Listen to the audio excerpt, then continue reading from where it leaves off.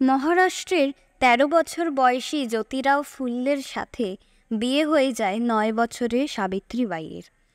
অল্প বয়সের ত্যাজি যুবক জ্যোতিরাও ছিল একটু অন্য ধারার মানুষ।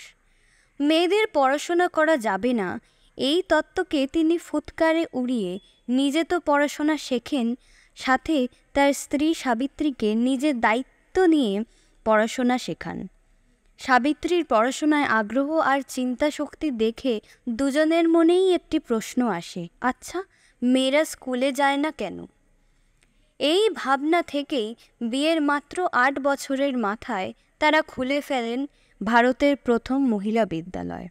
এই গর্হিত অপরাধের জন্য জ্যোতিরাওকে স্ত্রী সমেত বাড়ি থেকে বের করে দেন স্বয়ং তার বাবা।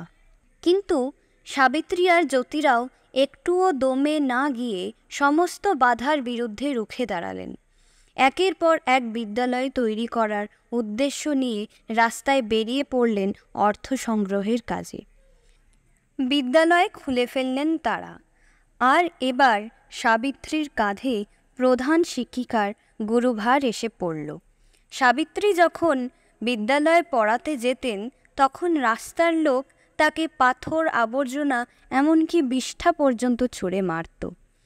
উপায় হিসেবে সাবিত্রী ব্যাগে একটি কাপড় নিয়ে যেতে শুরু করেন।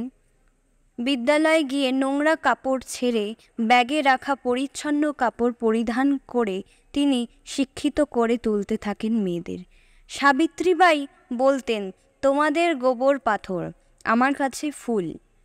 তার নিষ্ঠা, চেষ্টা আর জেদের কাছে হার মেনে যায় সমস্ত চোখ রাঙানি।